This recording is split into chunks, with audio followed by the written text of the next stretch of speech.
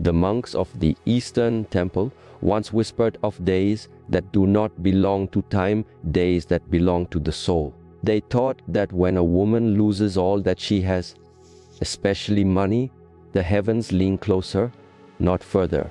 But only those who walk the path in silence ever hear what the wind tries to say. This message is not for the hurried, nor is it for the comforted. It is for the woman who sits alone at midnight, not knowing how she will make it to dawn. Stay with me, because by the end of this journey, you will no longer be waiting for a miracle. You will realize you already are one. There is a silence that descends before a storm. It is not the silence of peace, but of sacred preparation. Many mistake this silence for abandonment. They feel forsaken, invisible, discarded by the world. But the wise know this is not the end. It is the beginning of a trial only given to those marked by destiny. When a woman has no money, the world's noise retreats, the constant movement, the hum of validation, the applause of performance, the distractions of illusion, all fade into quiet. And in that quiet, a question begins to echo. Who am I when there is nothing left to hold? This question is not meant to break her. It is meant to reveal her. Because the silence before the storm is not just empty space. It is the echo chamber of transformation. What arises within that chamber becomes her true inheritance. Not coins, not comfort, but clarity. A Zen teacher once shared this story. A young student approached his master, trembling with shame. "I have lost everything," he whispered. "My family has turned from me, and I am now poor." Chuo the master smiled and poured tea into an empty bowl. He filled it to the brim, then kept pouring, letting the tea overflow. "Chuo, why do you waste it?" the student asked. "Chuo, the master replied, "only when your cup is empty can you receive what is true.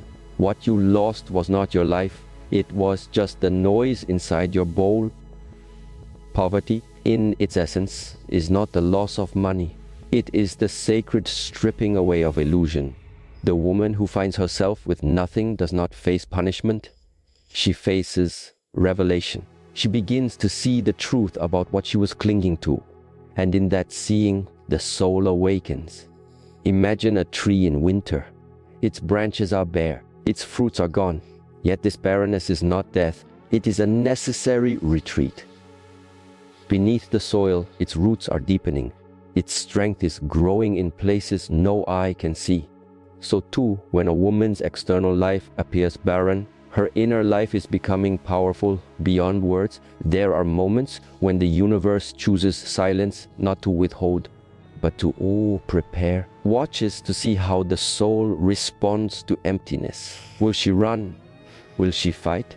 Or will she sit, breathe, and listen? The storm does not come to destroy her house. It comes to test its foundation. In the writings of the ancient mystic Guo Xiang, it is said, "Chuo, those who stand still while the world moves may appear left behind. They alone shall see the truth others pass by." This is the essence of the first truth. The silence before the storm is sacred. It is the marking of a woman who has been chosen to see beneath the surface. If she embraces the stillness, if she holds herself through the night, the dawn that comes will not simply rise, it will all bow to her. Now the wind changes direction. Silence begins to speak. It speaks through signs, through dreams, through quiet nudges of the soul. This is where the voice of the inner oracle awakens. The second truth reveals itself here when nothing is left, begins to speak, not loudly, but unmistakably. When a woman has no money, her world grows quiet, and into that quiet walks intuition, ancient, eternal, and wise. Many fear the silence because they have forgotten how to hear themselves. But intuition is not found in noise. It is born in the space between thoughts, in the breath between plans, in the pause before action. And only when the external world dims Can its whisper rise a parable from the old temple tells of a woman who lost her home in a fire, left with nothing but ash and memory? She wandered to the forest and wept. Days passed. Hunger grew. One night, a voice called her to climb a hill under the moonlight. With no other direction, she followed. At the top of the hill, she found a root, small, knotted, strange in shape. She dug it from the earth and carried it to a nearby village, where a healer recognized it as a rare medicinal herb worth more than silver. The woman asked, "How did I know to go there?" The healer replied, "You didn't know with your mind. You listened with your soul. This is the power that awakens in the absence of material wealth. When a woman has no money, she stops chasing and begins sensing. She no longer needs to be told. She begins to feel what is right, what is wrong, what is hers, and what is not. In the natural world, animals sense storms long before they arrive. Birds change flight. Wolves move to higher ground. Even trees begin to fold their leaves. These creatures do not study forecasts. They listen to the language of energy. This is what returns to the woman when the world stops speaking her name, her ancient ability to feel what is coming. There is no need for the panic. The voice of intuition is not born in fear, but in presence. It comes not as thunder, but as a shift in wind, not as shouting, but as a single feather falling onto the surface of still water. If she is quiet, she will see it. If she is still, she will know. In the words of Lao Sanchua, the inner voice does not rise above the world. It sinks below it, into the current that never breaks. The woman who has no money has not lost her path. She is walking it, barefoot.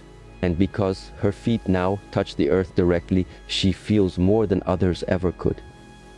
She feels the turn of the unseen tide, the weight of truth, the presence of something far greater than fear.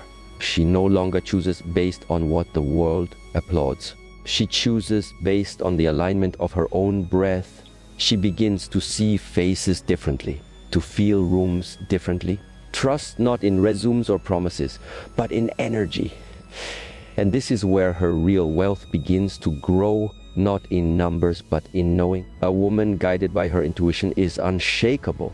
She does not need to be rich to be powerful. She does not need to be praised to be aligned. She simply listens and moves when the soul says move. She waits when the soul says wait. And she speaks only when silence has been respected. To those watching her, she may appear strange. She may not rush to compete.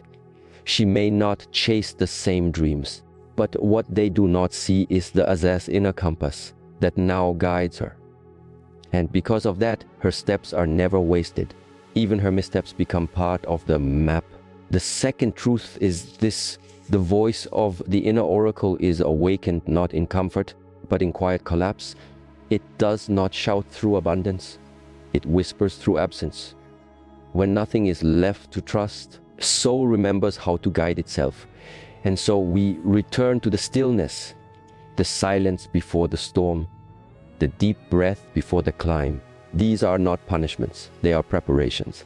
Every woman who finds herself without is being asked, can you hear your own knowing?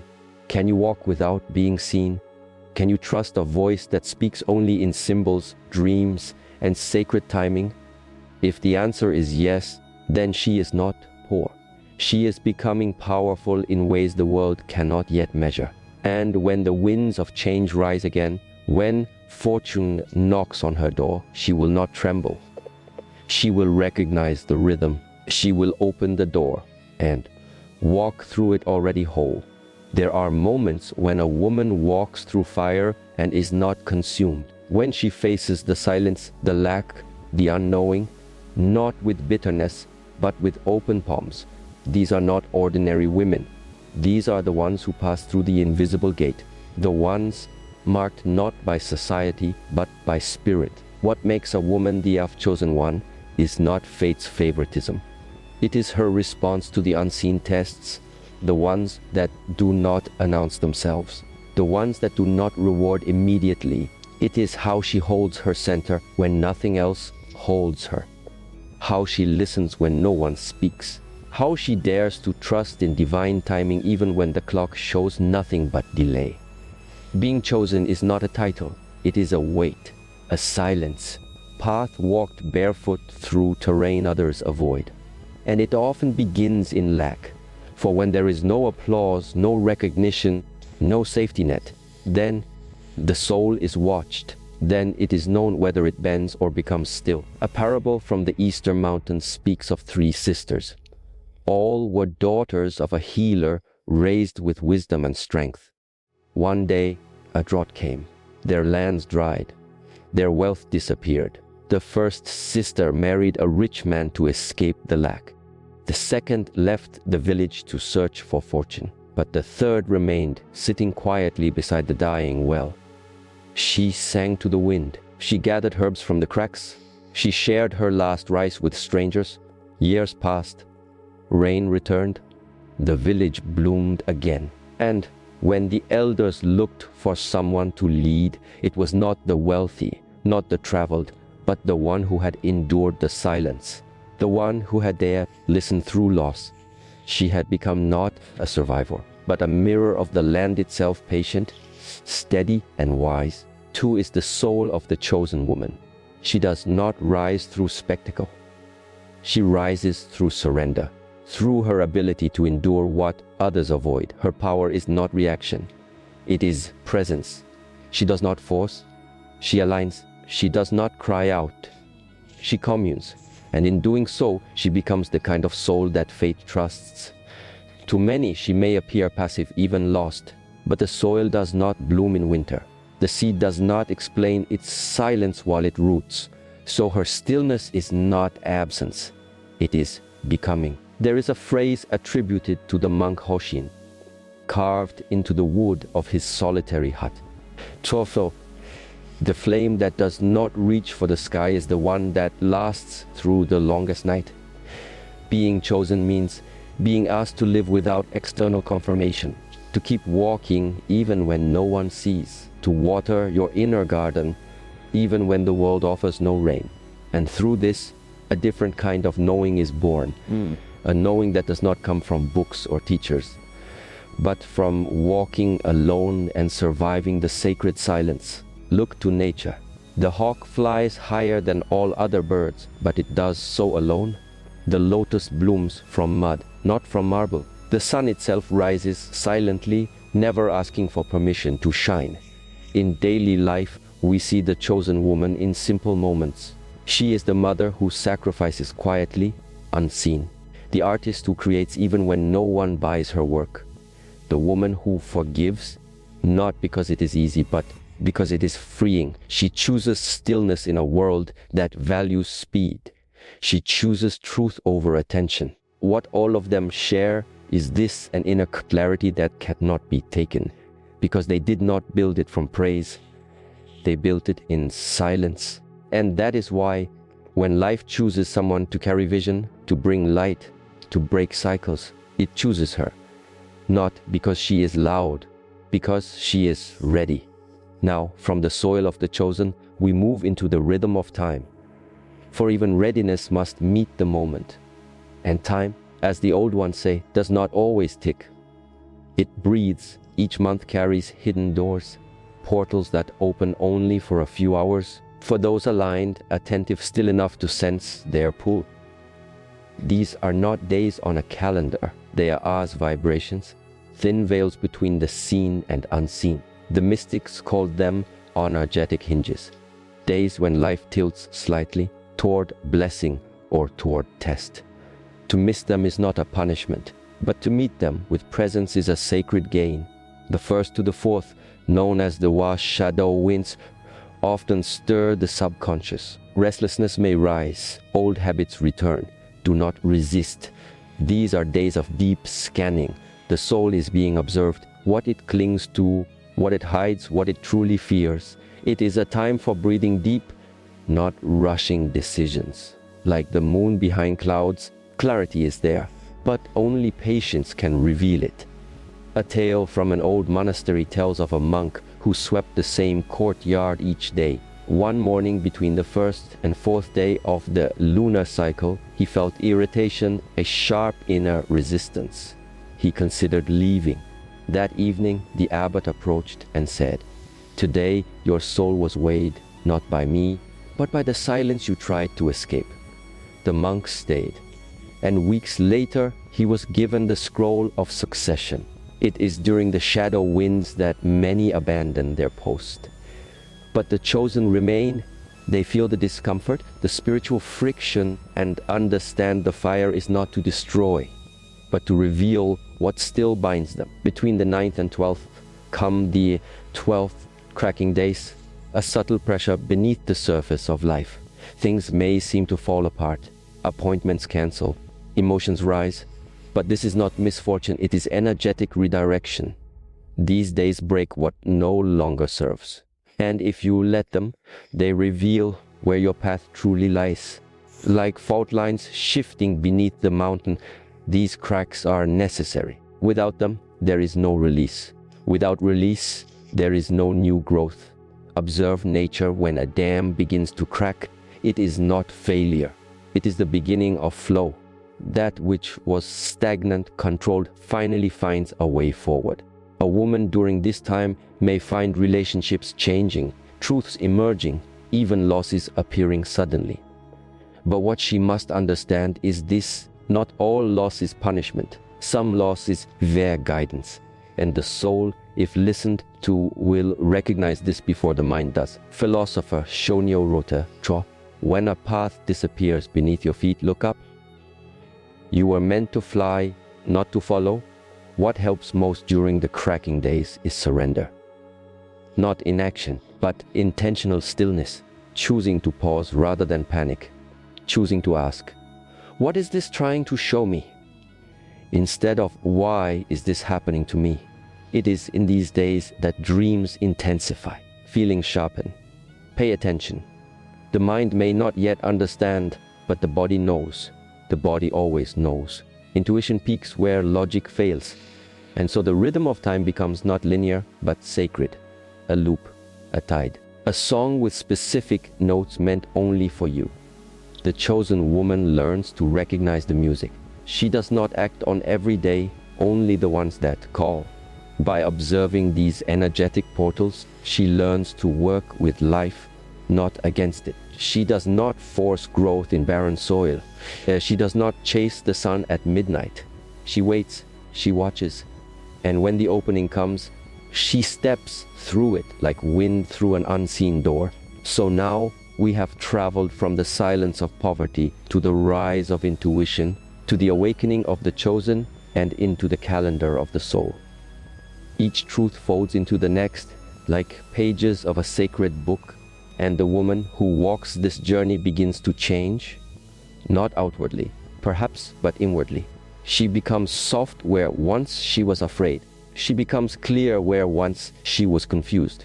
She becomes aligned, not because life made it easy, but because her soul made it necessary. And in this state, the world may still misunderstand her. But she no longer needs to be understood. She knows who she is. She is the storm. She is the silence. She is the chosen. And she is precisely on time. There comes a time when the soul is not called to achieve, but to prepare. The world may not see it.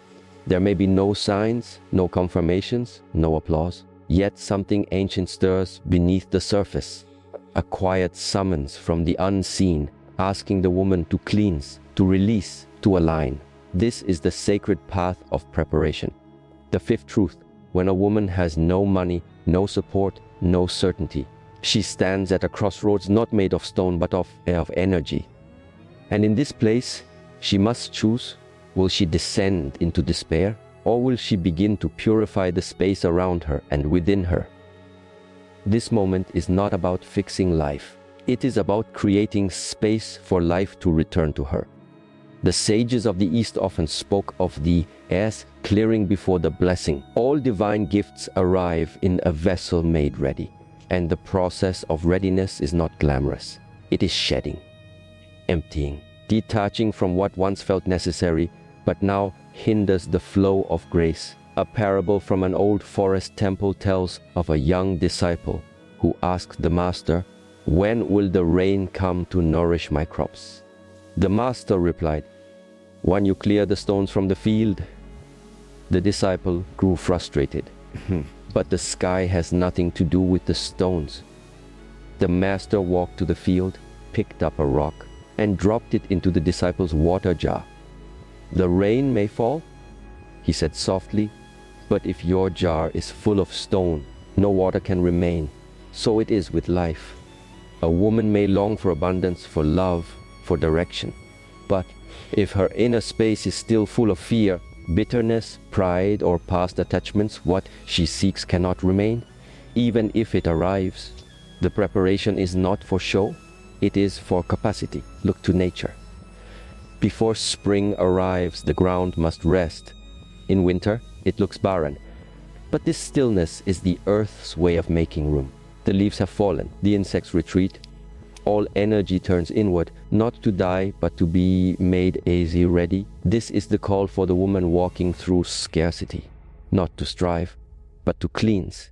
To ask quietly, what am I still carrying that cannot come with me into my next chapter? And then, with gentle courage, to lay it down. In daily life, this preparation looks like surrender, like quiet organizing of her space, journaling emotions she has never dared name, walking without music, crying without shame. It is not performance, it is private reverence. Some days the soul may ask her to part with something material, old gift, a relationship no longer aligned, a plan that no longer feels true. And though the loss may sting, something deeper within will exhale.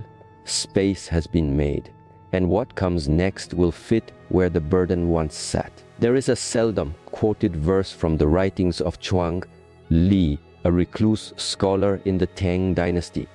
The bowl that is full of ashes cannot hold light. First, the wind must come. This wind, invisible but real, comes to every woman willing to make space.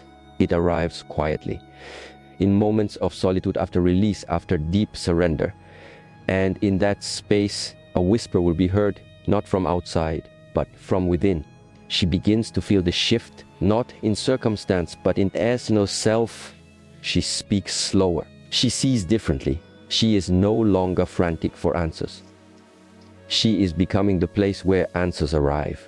And so we come to the sixth and final truth, the movement of karmic thunder and divine timing. A truth not feared by the prepared, but welcomed. Once the soul is empty of resistance, it becomes a vessel for power. And with this power comes movement. Sometimes sudden, sometimes subtle, but always sacred. Divine timing does not follow the calendar of the mind. It honors a deeper rhythm. And within each month, certain dates hold the crackle of potential or warning. Between the 15th and 17th, the fire of purification often arrives. Emotions rise, old shadows resurface. But this is not punishment, it is the soul burning away what still clings. Let it burn. Between the 22nd and 25th, gate of gold begins to shimmer. On these days, something may be offered. A dream rekindled, an idea revisited, a message that feels touched by fate. And those who are ready will know. They will not hesitate, because they have cleared the stones. They have made space. They can receive. A Shaolin teaching speaks of a woman who waited every morning at the foot of the mountain. When asked why she came before sunrise each day, she said, "The master told me he would come when the gate opened, but he did not say when." Many laughed, many doubted. One morning, the sun rose through the fog, and the mountain path split with golden light. The gate opened, and only she was there.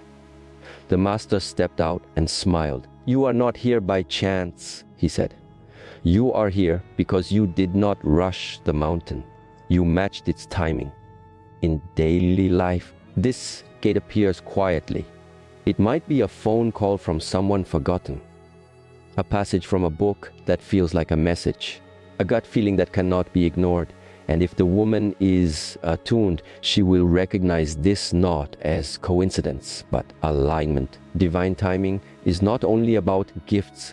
Sometimes it is also about warnings. Just as storms send distant thunder before they strike, life sends subtle tremors before major shifts. The prepared woman listens.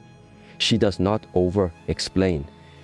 She does not deny her intuition. She adjusts quietly, just as birds adjust their wings when they feel the wind change. In the jungle, the animals do not wait for lightning to act. When the air thickens, when the trees fall silent, they move. They shift. This instinct, forgotten by many, returns to the woman who has walked the path of stillness and preparation. A lesser-known verse from the Buddhist teacher Po Shan speaks softly to this moment, Cho. The bell does not ring before the wave. It rings with the wave. To hear it, one must already be awake. Awakening is not a grand event. It is the gentle state of being present enough to hear what others miss. When the blessing arrives, the awakened woman says, "Of course." When the warning appears, she does not panic. She nods. She knows. This is the power born from the earlier truths. Because she endured the silence, her ears are now attuned. Because she walked without light, she sees clearly now. Because she was emptied, she now holds what others cannot. She becomes a mirror of the divine cycle itself. Rest, prepare, purify, align, and rise. This speech may end. But the message continues in her. As long as she returns to silence, as long as she observes the rhythms of the month, as long as she clears what does not belong and trusts what does, she will never be lost again. She walks not just in the world, but with it. She no longer waits for her fate. She meets it. And it, recognizing her readiness, opens. If you are hearing these words, it is not by accident. The wind does not deliver messages to closed hearts. You were never meant to stay in this season. You were meant to rise through it. The universe has not forgotten you. It has chosen you to walk a path so few dare, so that when your time comes, you will be not just wealthy in coin, but wealthy in soul, in sight, and in self. Now go, walk quietly, observe deeply, and when the 22nd arrives, stand ready at the gate. Your fortune is listening for your footsteps.